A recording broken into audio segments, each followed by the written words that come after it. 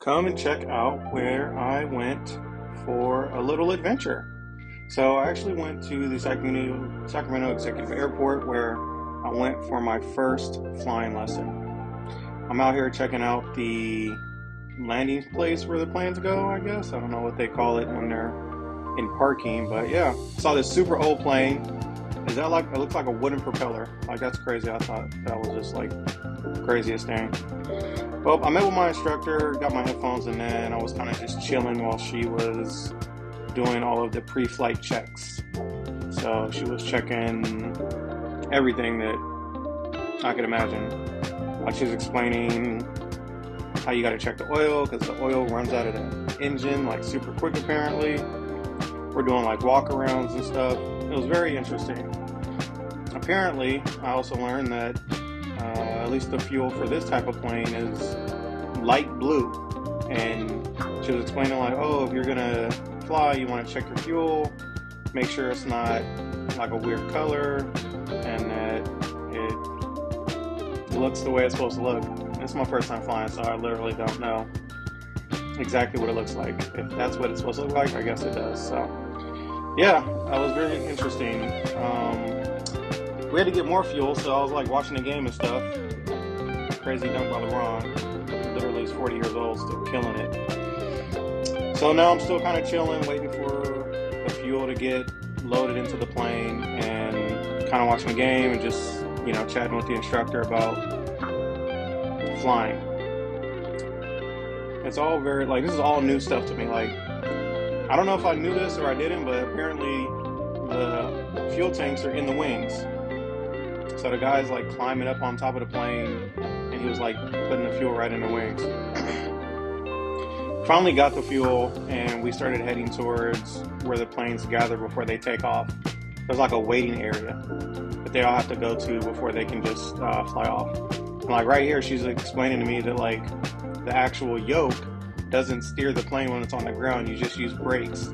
And so she's like, oh, stop steering the wheel. Like, just use the brakes on the foot pedals, basically. And so, like, I'm over here trying to steer the plane with the yoke, even though it's not doing anything, because I've never flown before. And the way my brain is set up is to, if I'm turning left, I'm using my hands. I'm not using my feet. So literally, I'm steering here, and it literally means nothing. Like, it's all brakes. All brakes, no gas. So it's super dope to be learning this. And she's like, yeah, you want to keep the plane, you know, just off your left eye and stuff like that. And yeah, she was a really good instructor. Very nice, very knowledgeable, and I enjoyed it. So we're starting to get over there, and she's messing with the engine or something like that. I don't remember what we were doing here.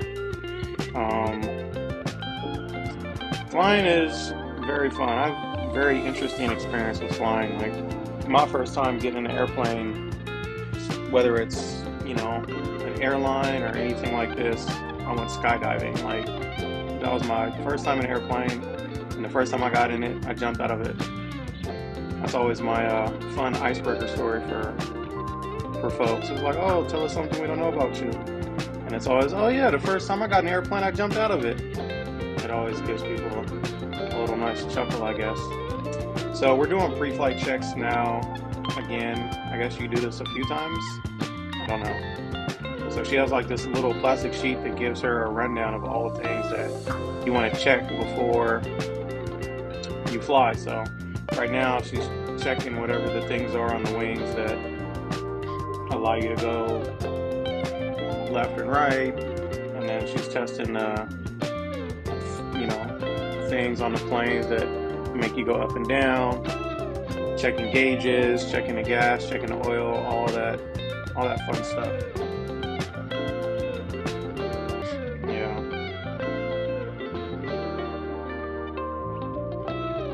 She's been doing this for years, and she was saying like, you always want to go through this pre-flight checklist every time because you never want to forget or overlook something. Because once you up there, and if your engine stalls out or you got a complete failure that you could have caught while on the ground, you're gonna be wishing you had a little plastic checklist. So we're about to get ready to take off here. But right now we're really just sitting in this little waiting area with like 3 other planes. She also has to take like a notebook with her.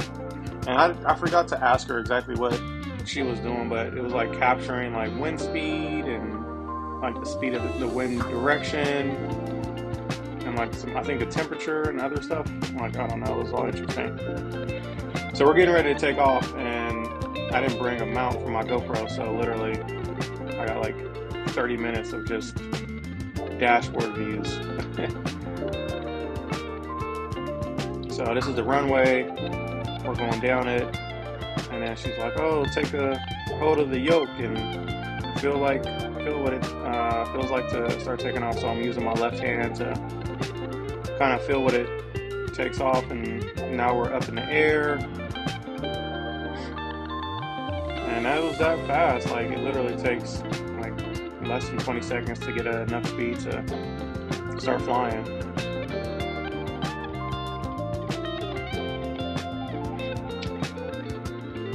She was telling me like, oh, when you're flying, you always have like one hand on the throttle and then one hand on the yoke. Like, I guess it's very, like, experienced pilots don't use both hands on the yoke. And the yoke is a steering wheel, but the proper term, I guess, is yoke. You can tell this plane is actually very, very old. Like, this is not a plane that was built 5 years ago. Like, this is an older plane. And I was a little nervous when we got on that thing. I was like, man, this thing is old. Super old. And so, like, actually here, like, I'm legit flying now. Legit flying the plane. She's not steering or anything like that. Took a picture of my boy's house. I said, hey, I know whose house that is right there. So yeah, just flying around South Sac right now. Crowder got me a couple selfies here. Looking super official, in my opinion.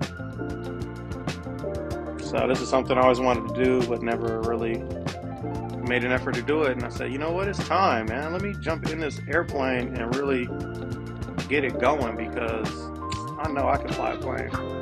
I can definitely be a pilot. So it's super chill once you're up there. I mean, this particular day was like super clear.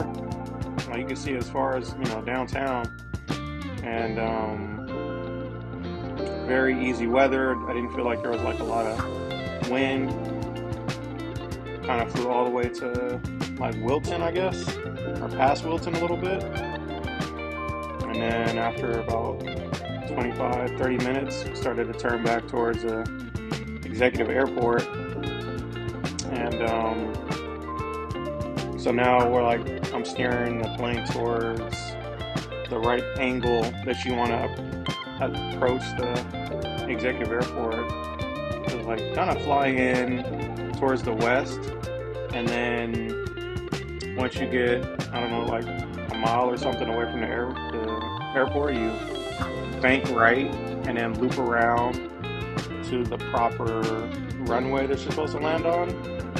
It's like, you know, really lining it up. And I had no idea that that was kind of what happens. And so I'm thinking like now, like, oh yeah, I mean, that does feel right from the times that I've flown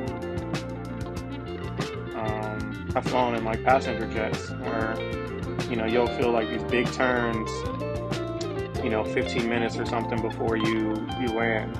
And that's them lining up with the particular runway that they're scheduled to land in. So I'm just steering us towards where we're supposed to be lining up at.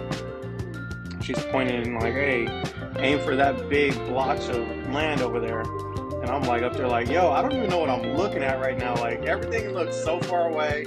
I've never seen this view of the world before. What blotch? Everything looks like a blotch to me, because that looks like a blotch, that's a blotch. Oh, there's the river. And so after a few minutes, she was like, okay, this is where you get the particular right angle. And then kind of just was hanging out, just flying this last, I don't know, 20 minutes or so, or no, not 20 minutes, probably last like 5 minutes of just getting it all lined up and everything. And like here, I'm like kind of banking right a little bit.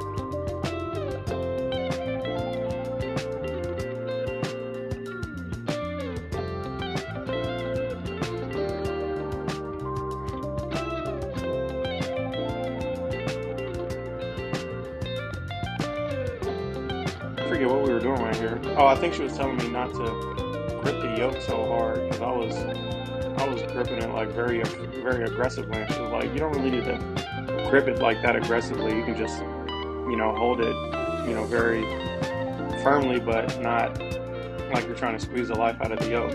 So I was like, oh, that feels much better because I think my hand was getting like super tense. So it doesn't take much pressure to steer the plane at least in this particular weather.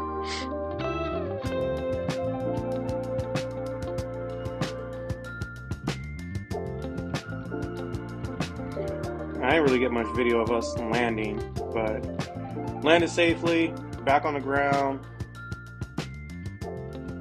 and that was my first experience flying. It was very informative.